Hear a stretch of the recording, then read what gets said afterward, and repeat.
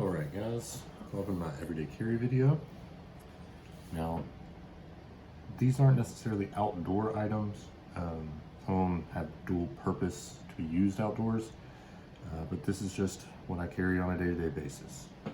Figured this would be a good way to start the channel. Alright, first off, I have a Maxpedition. It is the Gear Micro. It's very thin, one pocket outside, two pockets inside, plus ID. Super thin, doesn't make a lot of noise, easy to get fast access cards out, and it allows us to carry our second item. This is the Olight Open Mini pen. It's bolt action, very clicky, kind of has like a fidget factor to it. Now, this is not a pen that I would want to write an essay with. It's very small. I have medium-sized hands, I guess. It fits well enough for day-to-day use if you just need a pen in a pinch. We used it when we went camping this past weekend to fill out the registration form to drop in the box because it was an unattended campsite in the National Forest. Came in handy for that. It's about $13 on Amazon. I like how small it is. It's kind of counterintuitive. It's small, which you would think makes it easier to lose, but because I can fit it in my wallet, I'm way less likely to lose it. Because if it's in my pocket, I've carried, the zebra pens and things like that, full-size pens in my wallet before, in my pocket, and I've lost them because they fall out of my pocket, getting in and out of my truck, or what have you. The one downfall to this that I see is that it has proprietary refills, so it's unlike some of the more common everyday carry pens like the Fishers and things like that. But like I said, for what it is, I don't foresee myself needing to get refills anytime soon because I use it so infrequently. I carry a backpack with me normally, and I have a full-size notebook with a full-size pen in my backpack. This is just kind of for emergency situations, I guess. So the next item here is going to be my key system. So it's kind of made up of two parts. The first part is going to be the Key Smart Mini right here. It's like $15 on Amazon. What I like about this is it's very small. It organizes your keys well. They're always in the same position. So you can keep your most used, like your house key, on the outside or whatever. I have not had this one loosen at all since I initially put it together. I didn't use Loctite or anything like that. I don't think that's a very good idea with these. But it also reduces the jingle. I wear my keys on my belt, so I don't want them rattling, jingling, making a lot of noise when I walk. It's kind of annoying. The second part of it is the Nitaz S Beaner. This is the number 3 25-pound beaner. It works well. It's like $3 or $4 on Amazon. I bought this particular one at Walmart for about the same price. I previously had the smaller version of it. It was just a little too small, kind of clunky to get on and off my belt or my belt loop. These are strong. It's very light, but it's very rigid. I believe it's titanium. I'm not 100% sure. It may be aluminum. I'll have to double check on that. But I haven't had any issues with it coming off or my keys popping off. It holds very large key fob for my truck and my everyday keys very well. It's not too bulky, it's not too heavy. So I would definitely give this one a good rating. Now I'm not sure of the longevity of this. I haven't carried it very long, but these don't have springs. They have, I don't know what this design would be called. I guess counter mounted. I'm not really sure what you call it, but one is mounted further down than the other one, so it's just a natural tension that holds it there. We'll see in the long run how well it holds up. So the next item on my list is going to be my knife. And this is for everyday carry. I'm pretty hard on things. This is the Kershaw Oblivion. It's assist open. I'm not sure about the legality of these in certain places. I know where I live, they're legal because I purchased it at a local Walmart. And we have fairly liberal knife laws here in Alabama. It's got the deep carry pocket clip. It's HCR 13 steel. Not the best in the world. It's about a $45 knife from Amazon or Walmart. I'm sure other places carry it, probably Dick's, maybe Bass Pro Shop. I'm not sure, I haven't been to one of those in quite a while.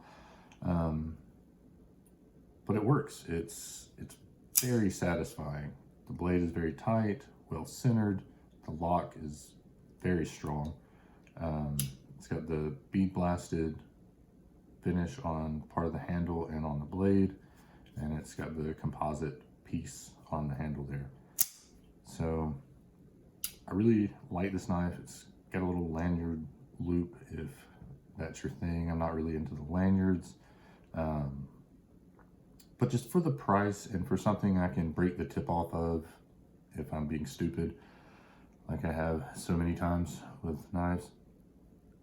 Or, I mean, if it falls out of your pocket and you lose it, it's not that big of a loss. It's $45. It's works very well. And I've had, you know, Benchmade Spydercos, some of the more, let's say high end, but higher end knives. And a lot of them, I don't want to lose them. Replacing a $200 to $300 knife is a lot more of a bitter pill to swallow than replacing a $45 knife. So this is actually one of my favorite knives I've ever carried. Just its versatility, it's very reassuring. I mean, it's the action on it is just incredibly satisfying, and it's, you know, it holds a good edge. It's not the best knife in the world. It's not going to hold the edge the longest. It's not the best steel, all those things, but it fits well in my pocket. And it does what I need it to do for a very, very reasonable price. Okay. Next item on here is going to be my watch. Now, this is the Casio SGW 100 2 BCF. So it's about a $45 watch. It's digital. The lighting, you're not going to be able to tell on camera because it's too bright in here. The backlight is very, very good. It has the dual sensor, so when you press this button, get your thermometer and a compass built in. Now, I wouldn't rely on this compass if I were, you know, out in the woods trying to traverse a great distance, but it's, you know, it's nice to have. You do have to calibrate it. There is a process to that. It all comes in the manual that tells you how to do that. The thermometer on it is fairly accurate. Of course, you have to remove it from your wrist and kind of set it out in the open for a while before it will be accurate, because it will pick up the temperature of your skin. But it is, it's been a good watch. I've had it for about 6 months now. It's very durable. It's comfortable. It fits well on my wrist. I have, I guess, medium-sized wrists. It's not too large. It's not too small. It's very sturdy. I've taken this countless camping trips, you know, working on cars, banging it into things, and it just holds up. I haven't had any issue with water. It's, I believe, 20 meter water resistant. It's got all the basic functionality of what you would expect from a Casio G-Shock type watch, you know, alarms, stopwatch, all of those things. This is a little bit cheaper than most of your G-Shocks are going to be, and I've got some G-Shocks that I wear occasionally, but this is just my go-to everyday, keep it on the nightstand, put it on when I get up watch. It just works, it's comfortable, it's easy to operate, and it has a little bit more features than some other watches in the category. I mean, for being a sub $50 watch, you really can't go wrong with it. I do like it quite a bit. The next item is this Rayovac flashlight. This is not my typical everyday carry light. I tried it because I was carrying the Coast, the very small single AAA Coast light. It's about a $10–12 light at Walmart or REI, places like that. I tried this one because I lost my Coast one that I'd had for about 8 or 9 months. When not my last camping trip, but the one before that, just a couple of weeks ago, I believe I left it on the table. So I picked this one up at Walmart for like $8–9. It's okay, but I cannot rely on this. The connection inside is finicky. The light dims and brightens when you move it sometimes. You constantly have to retighten it. For the money, I would spend another $2 or $3 and get the Coast at least for an entry-level everyday carry flashlight. And then the last thing that I carry on my person at all times is a tube of chapstick. This is just regular run-of-the-mill chapstick, brand chapstick. I've had the same tube for quite a while. As you can see, the wrapper is completely worn off and no longer legible. But that's pretty much what I carry on a daily basis, just in my pockets or on my person. It's not a very expensive setup, but it gets the job done for me. There are a couple of other things that I want to add to this, one being some sort of multi-tool. There's a few that I'm looking at. I've tried some in the past. I can't quite get that Three Little Bears syndrome where it's too small, too large. I'm looking for that one that's just right, has the correct functionality for the size, and just haven't quite found that yet. So that's it for my core everyday carry. Now I've got a couple of other things that I generally have with me in my truck. So one is going to be this Camelus titanium fixed blade knife. Now I've had this one for several years now. I believe it was $15–20 at Walmart when I purchased it. You can wear it on a belt, nice sturdy sheath. I keep this in the door pocket on my truck just in case. That way if I'm out camping and I didn't bring my camping knife, or for whatever reason, if I need to put on wood or take care of some unwanted guests, as in rattlesnakes, which this one has taken care of quite a few. It's a full tang knife. It has the lanyard loop. Again, I'm not a big fan of those. The retention is very good on this with the snaps. It holds in place very well, sometimes a little too well, but that could be because I've had it for so long that this has kind of gotten a little rust build up on it. Holds an edge well. I mean, you're not going to shave with this thing, but for just a sturdy outdoor camping, beat it up, don't really care if it breaks kind of knife, it's great. Next on the secondary everyday carry items is going to be my beard comb. Now this is obviously not going to apply to everyone. I generally have a beard. Sometimes it's longer than others. This, I believe, is bamboo. It's handmade. I believe it's Beard Power, Beard Parlor. I'm not really sure of the brand.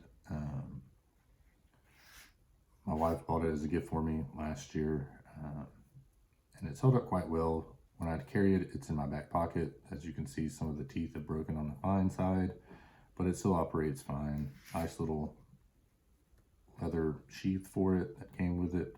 It's got some nice patina and wear on it. Looks very nice, and it works if you have a beard and you need it. Another thing I keep in the center console of my truck, it's gonna be the last thing on this list, is just a handkerchief. This one I purchased at Montesano State Park and right outside of Huntsville, Alabama. Beautiful park. It doubles as a map with all the hiking trails and everything on it.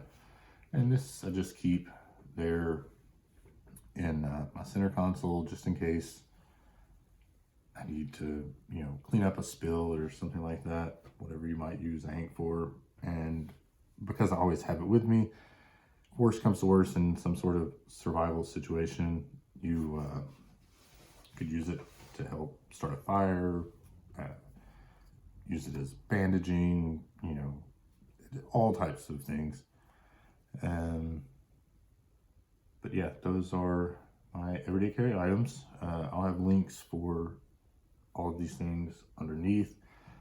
Feel free to check them out. If you have any suggestions for replacing any of these that you feel work better than these, or just suggestions for multi-tools that I could try out, feel free to comment down below and let me know what your favorite in any of these categories are. Thanks again, guys. Please like and subscribe. Help me grow the channel. I hope you guys have a great day.